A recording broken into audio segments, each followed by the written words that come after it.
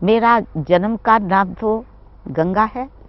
बाबा हमेशा हमको गंगे कहते थे और अव्यक्त नाम मेरा आत्मेंद्रा है। पद तो एक ही परमपिता परमात्मा ने हम बच्चों को दिया ही है, क्योंकि हम मास्टर नॉलेजफुल है, पीसफुल है, पावरफुल है, सक्सेसफुल है। हाँ, बाकी ये है कि वर्तमान समय सेवा के निमित्त हम उत्तर प्रदेश के सेवाओं में तत्पर है और मेरा निवास स्थान कानपुर है। उस समय मेरी उम्र लगभग 12 साल की थी। वैसे तो मैं ट्रांस में नहीं गई थी, लेकिन मुझे ऐसे ही ज्योति बिंदु प्रकाश का साक्षात्कार समय प्रति समय होता ही रहा और आज भी कभी कभी हो ही जाता है, आंखें खुलते ही। मेरे परिवार में मेरे साथ मेरी बड़ी सिस्टर थी, लेकिन वो कुछ दिनों के बाद उन्होंने शादी कर ली और हम अकेले, और मेरा बाबा मेरे साथ ऐसे ही हमारा चलना हुआ। पहले तो शुरू में नहीं रोका, लेकिन जब हमारे इंस्टीट्यूशन के ऊपर कुछ लोगों ने ऐतराज उठाया कि ये ज्ञान इतना ऊंचा है और आज ये कुमारियाँ ऐसा न हो कि मीरा समान बने और शादी करने के लिए कुछ ना करे, इनकार करे, तो अभी से इनको रोको। इसलिए फिर उन्होंने हमको रोकना शुरू किया।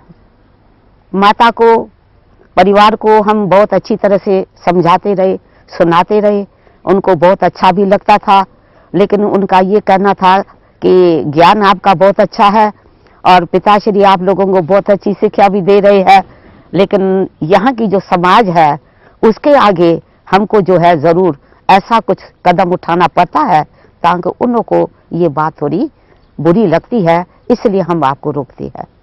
लेकिन फिर भी हम उनको किसी न किसी प्रकार से समझाते रहते थे और हमारा समय प्रति समय सत्संग में आना जाना लगा रहा। फिर पिताश्री जी ने हम कन्याओं के लिए एक स्कूल खोला था, जिसमें हमको ये आध्यात्मिक शिक्षा भी मिलती थी और वैसे राज विद्या भी मिलती थी। उसकी मैंने उनसे छुट्टी ली थी, तब हम फिर वहाँ जाते थे रोज़ क्लास पढ़ने के लिए।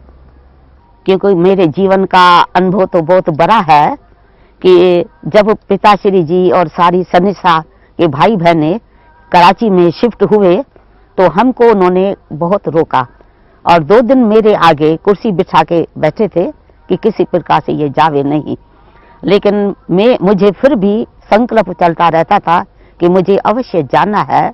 तो हम अपने आप को गुप्त रूप धारण कर करके हम जाए और जा करके सभी से मिले, अच्छी तरह से पिताश्री जी से मिले। उसके बाद फिर हमारे लौकिक संबंधियों ने, जो एनटीओ मंडली ने उनको प्रेरणा दी, तो उन्होंने एक हम सगीर बहनों के लिए वारंट की सिस्टम चालू की। ब्रिटिश गवर्नमेंट का राज्य था, तो हम लोग सगीर होने के नाते वारंट के जरिए अपने लौकिक परिवार में चले गए। फिर उन्होंने हमको इस ज्ञान से मोड़ने के लिए बहुत प्रकार के प्रयत्न किए और मुझे याद है कि लगभग 6 मास मेरे ऊपर तांत्रिक और जादू का उन्होंने अच्छी तरह से जो है इस्तेमाल किया, लेकिन इसमें वो सफल नहीं हुए।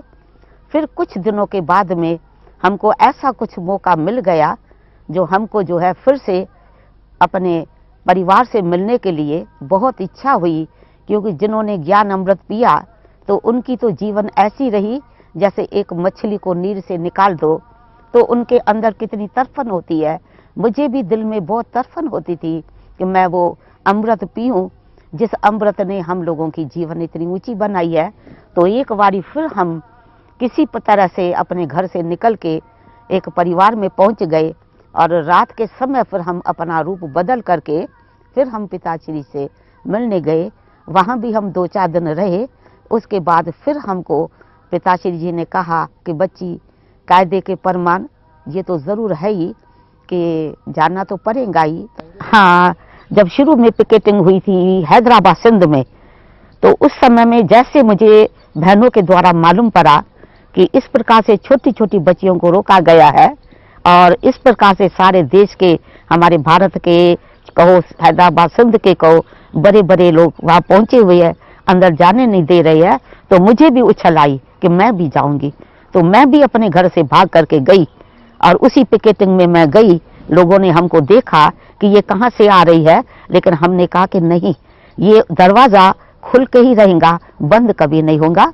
फिर तो उस समय में पुलिस आ गई, मिलिट्री ने भी अच्छा साथ दे दिया और उन्होंने उनको रवाना कर दिया कि जो कुछ बात होंगी बाद में समझेंगे, लेकिन छोटी बच्चियां जो इतने घंटों से भूख मर रही है, प्यासी है, उन्होंने जल भी नहीं पिया। उन्होंने कहा जब तक हम लोग अंदर नहीं जाएंगे तब तक कुछ नहीं सेवन करेंगे। तो उन्होंने उनको प्यार से अंदर भेज दिया। अनेक प्रकार के रुकावटें आई। जैसे हमारी ओम मंडली का नाम बाला था तो उसके अगेंस्ट में एंटी ओम मंडली बन गई। उन्होंने भिन्न भिन्न प्रकार से इस ओम मंडली को समाप्त करने के लिए अनेक प्रकार के प्रयत्न किए, लेकिन बेचारे सफल नहीं रहे। और इसी प्रकार से उन्होंने एक दिन जो है गवर्नमेंट हाउस के आगे हमारे माताओं को ले आए और बैठ कर पिकेटिंग कराई, भूख हड़ताल कराई। ब्रिटिश गवर्नमेंट समझ नहीं पाई, आखिर भी हिंदू रिलीजन और इसमें इतनी ये सारी बहनें माताएं और इतना अच्छा जीवन बना रही है और उनके लौकिक संबंधी इतना अगेंस्ट क्यों चल रही है, उनके बुद्धि में ऐसी बात समझ में नहीं आती थी। फिर उन्होंने किसी एक को नियुक्त किया जो वहाँ का बहुत बड़ा व्यक्ति था। उन्होंने हम लोगों को 3 दिन अपने पास रखा और हमारे संबंधियों को भी रखा और हर प्रकार की बातें हम लोगों से पूछी। आपको क्या मिल रहा है पिताश्री से और क्या आपकी जीवन बनी है, सनी साहब का क्या कार्य कर रही है। जब उन्होंने सुना तो उसके ऊपर बड़ा प्रभाव पड़ा। उन्होंने कहा ऐसी देवियों की तो आज हमारे देश में बहुत आवश्यकता है। फिर 3 दिन के बाद जजमेंट होनी थी, सारे अखबार वाले भी आ गए, हमारे संबंधी भी खड़े थे और लोग भी आसपास के आ गए। तो उन्होंने कहा मैंने इनके जीवन को अच्छी तरह से स्टडी किया और इनकी नॉलेज हमने सुनी, तो मैं तो यही जजमेंट में कहूँगा कि ऐसे देवियों की इस देश में बहुत बहुत आवश्यकता है। तो हमारे संबंधियों को समझाया कि ये आपके पास आती जाती रहेंगी, लेकिन आप इनको रोक नहीं सकते हो। तो 2 साल के बाद वो आत्मा निमित्त बनी जिन्होंने हम कई बहनों को बंधन मुक्त बनाया। हम लोगों को किसी बात का कोई भी भय नहीं था और जो भी वास्तव में मिलिट्री थी उनको हमारे लिए बहुत अच्छा ही जैसे रिगार्ड था।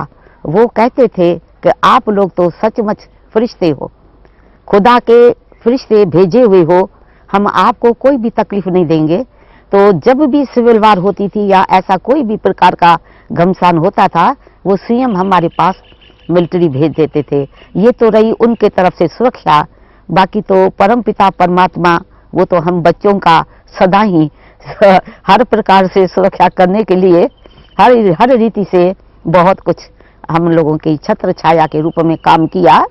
आप जान सकते हैं बंगलों की कितनी छोटी सी दीवारें होती है, कोई भी व्यक्ति फांद के चले आवे। जैसे कई परिवारों में वो लोग घुस गए और दरवाजा तोड़ करके भी कईयों को उन्होंने खत्म किया, लेकिन वहाँ किसकी हिम्मत ही नहीं पड़ी जो वहाँ अंदर आकर के कुछ कर सके अथवा पाँव भी रख सके। हमारी तो दिनचर्या ही ऐसी थी, कम में कम हमारा 8 घंटा दिनचर्या में योग कार्यक्रम चलता रहता था।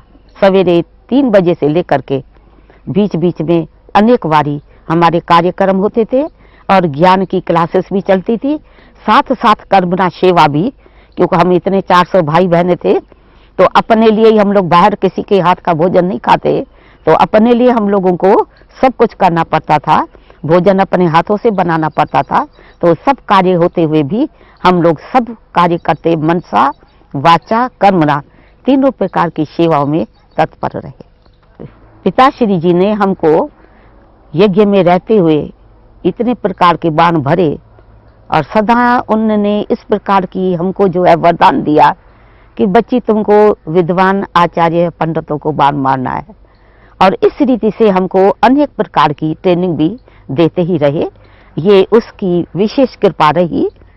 तो कुछ दिनों के बाद पिताश्री जी ने कहा बच्ची अब तो जाना है, ऐसा मत समझो कि बाप केवल तुम बच्चों के लिए आए हैं, अगर सिंध की माला है तो बाहर के भी मेरे बहुत भक्त है, वो भी मुझे याद करते हैं, तो जाना पड़ेगा। ज्ञान सागर से ज्ञान गंगाओं को जाकर के पतितों को पावन बनाना है। तो बाबा ने कहा बच्ची जाओ, दिल्ली में लाल किले पर जाके झंडा लहराओ। तो मेरी साथी मनोहर बहन थी, उसको हमने साथी बनाया और दोनों ही बाप दादा से अनेक प्रकार की शक्ति लेकर के सबसे पहले हम लोग दिल्ली पधारे। दिल्ली में रहने के बाद में कुछ समय के बाद में फिर ऋषिकेश में स्वामी शिवानंद जो डिवाइन लाइफ सोसाइटी के जो है वो मुखी था, उन्होंने माउंट आबू में निमंत्रण भेजा। तो पिताजी जी ने मुझे लिखा कि मातेश्वरी तो नहीं जा पाएंगी, अब आपको वहां जाना होगा। तो ऐसे ही फिर मेरे साथ में 2 बहनें थी और आनंद किशोर भाई थे। हम सभी जो है उनके निमंत्रण पर ऋषिकेश में गए, जहां भी वर्ल्ड पीस कॉन्फ्रेंस थी। और उस कॉन्फ्रेंस में इतना ही उनको प्रभाव रहा जो हम लोगों को जापान का भी उन्होंने निमंत्रण दिया। यहाँ से फिर हमारी विदेश की भी सेवा चालू रही। मैं सन 1954 में जब महाकुंभ हुआ था, तो उस महाकुंभ से ही हमको निमंत्रण मिला कानपुर में आने के लिए। लोगों ने कहा आप लोगों की इतनी ऊंची शिक्षा है और ये तो सबके लिए आवश्यक है, इसलिए आप ऐसे नहीं लौट के जाएंगे, कानपुर अवश्य आना होगा। निमंत्रण तो 1 हफ्ते का था, लेकिन 1 हफ्ता तो क्या, आज हमको कानपुर में 44 वर्ष हो गए, जब से हमारे उत्तर प्रदेश की अथवा अनेक प्रकार के स्थानों की सेवा चल रही है। ये कानपुर का पहला सेंटर है जो पिताजी जी ने अपने प्रेरणा से खुलवाया था। और उन्होंने कहा कि अभी जो है कानपुर के बच्चों को भी इस प्रकार से सेवा में लगाना है। तो अक्सर करके जब सर्दी की मौसम होती थी तो कानपुर के बच्चे बाबा को यहाँ रहने नहीं देते थे। हम सब बच्चे बाबा वहाँ है और आप यहाँ अकेले हैं, तो बाबा को बुला लेते थे। इसलिए अक्सर करके 2-2.5 मास के लिए कभी मातेश्वरी कभी पिताश्री मतलब कानपुर में उनका सदैव रहना होता ही था। और एक ऐसा युगल निमित्त बना जिसके पास बहुत अच्छा रहने का प्रबंध था, उसका नाम भी कर्मा बाई थी। और जो लिखा हुआ है शास्त्रों में कि भगवान ने भी कर्मा बाई की खिचड़ी खाई, तो सचमुच वो जैसे कल्प पहले वाली गोपिका थी। और उनका लौकिक पति भी ऐसा ही रहा जिनका अटूट प्यार बाबा से रहा। और कानपुर के अनेक अच्छे अच्छे इंटेलिजेंट युगल भी कपल तैयार हो गए जो बाबा को फिर कानपुर में इनवाइट करते रहते थे। ऐसा था कि एक तो जब हम बांदेली थे तो जंजीरों के अंदर मुझे बांध कर रखा था। 2 महीना मेरा ये पाठ चला। जब मैं कहीं उठूं तो ताला खोला जावे और फिर बंद किया जावे। तो मुझे ये याद आया कि भागवत में जो हिस्ट्री है वो कल्प पहले वाली रिपीट हो रही है। और इसके बाद जब हमको पिताश्री जी ने इस सेवा में भेजा तो सेवा में अनेक प्रकार की बातें हम लोगों के सामने आई, लेकिन हम लोगों ने हंस हंस के उन्हीं सभी बातों को जो है पार किया। कोई हमको ईसाई समझते थे, कोई हमको कुछ समझते थे, किसी किसी प्रकार से इज्जत भी देते थे। और थोड़े दिन के बाद में उनके मन में न जाने इधर उधर से सुन करके क्या संशय पैदा होता था, तो इस रीति से भी वो कहते थे। लेकिन हम लोग तो जानते थे धर्म स्थापना का कार्य है, तो उसमें ये सभी बातें तो अवश्य आएंगी। एक बात नहीं, अनेक प्रकार की बातें आई। तो मुझे ये बात याद आई, जब हम सिंध में थे तो सुना करते थे दिल्ली का लड्डू खाना तो भी पछताना और ना खाना तो भी पछताना। तो हमने एक अनुभव किया कि सचमुच जो है कितनी सेवा करने में जो है कई बातों की कठिनाई आती है, लेकिन बाप दादा सदा साथ रहा, उनकी शक्ति थी।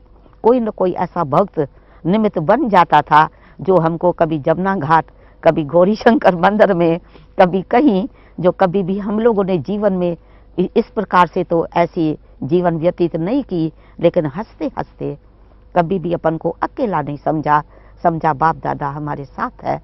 और वो साथी हमको हर प्रकार का बल देता रहा और छत्र छाया में जैसे रखा। अनेक प्रकार के व्यक्तियां भी कहीं बुरी नज़रों से भी हमको देखने लगे और सामने आने लगे। अच्छा, इस प्रकार के तांत्रिक लोग भी बहुत आए कि हम इनका ज्ञान और योग किसी भी तरह से भ्रष्ट कर देवे, लेकिन वह भी सफल नहीं हुए और अंत में उनको चरणों में झुकना ही पड़ा। हाँ, बाबा हमेशा कहते थे बच्चे कोई बात नहीं है, ये तो धर्म के धक्के है, वो तो अवश्य खाने पड़ेंगे। विश्व का राजभाग पाना है तो बच्चे कुछ तो धर्म पिताओं ने भी बहुत कुछ सहन किया है, तो आप भी धर्म के पिता के बच्चे हो ना, तो ज़रूर है ये धर्म के धक्के भी खाने पड़ेंगे। मैं भी तो देखो रास्ते में चलते फंस गया, क्योंकि मेरी तो लौकिक दुनिया में बहुत इज्जत थी, लेकिन परमात्मा ने जब से मुझे अपना बनाया तो मुझे कितनी ना गालियां खानी पड़ी। तो आप बच्चों को भी इसी प्रकार से अगर थोड़ी बहुत गालियां मिल जाती है तो कोई बड़ी बात नहीं है।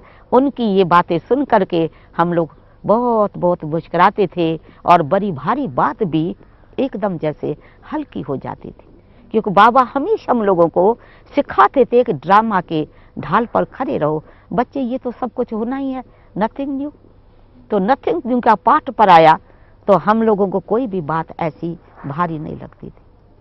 बाबा के अव्यक्त होने के बाद जैसे अव्यक्त बाप दादा ने बाबी दादी को निमित्त बनाया, मैं सदा उनको उसी रूप में देखती हूँ और ऐसा ही सदा उनको रिगार्ड देती हूँ कि मेरे लिए साक्षात जैसे ये बाप दादा का रूप है।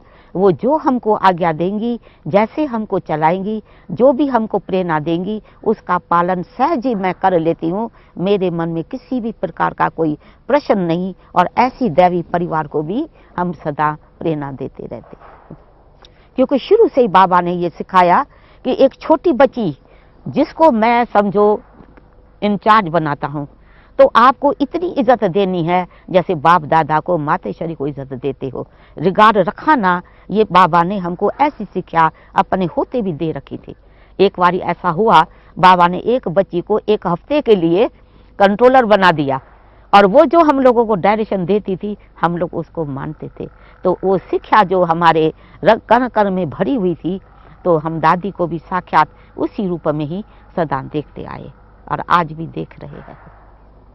नहीं, हमको जरा भी संशय नहीं आ सकता, क्योंकि हम जानते हैं कि ये ड्रामा जो है अनादि बना बनाया है।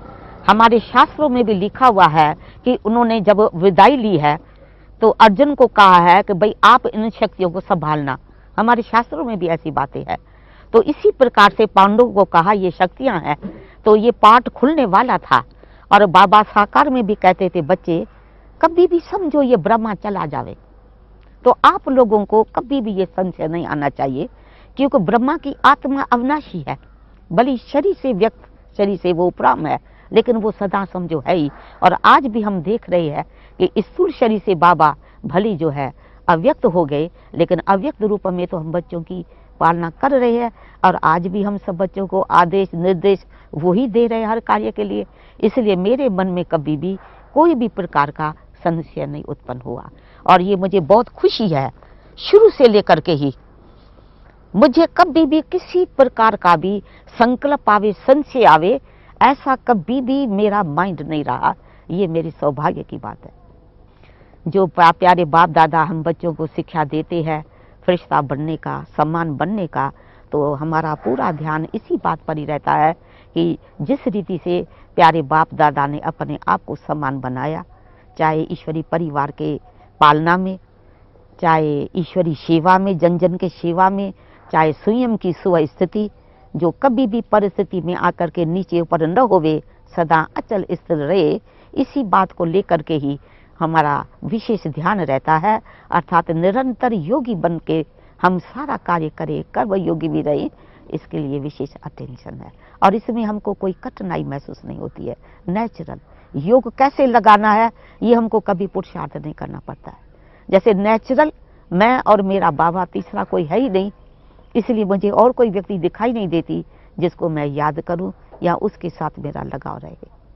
मैं तो सारे विश्व की आत्माओं को यही संदेश दूंगी कि वो हमारा परलौकिक बाप इस विश्व को बदलने के लिए, अर्थात सुखमय संसार की रचना करने के लिए आ चुके हैं। अर्थात वो अपना कार्य भी वायदे अनुसार पूरा कर रहे हैं।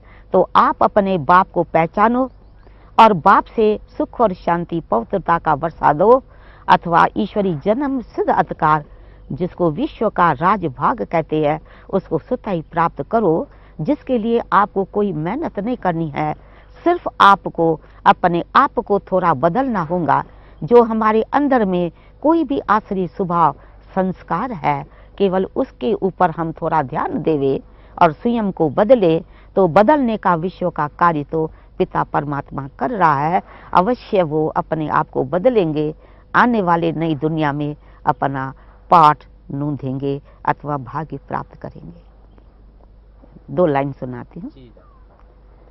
शिव बाबा की याद रहेंगी हर प्राणी के प्राणों में, प्रीत सदा आबाद रहेंगी बच्चों के मन में, शिव बाबा की याद। जिस आलम को सारी दुनिया कण कण में है ढूंढ रही, वो पिता परमात्मा हम बच्चों को ढूंढ रहे, शिव बाबा की याद रहेंगी हर प्राणी के प्राणों में, प्रीत सदा आबाद रहेंगी।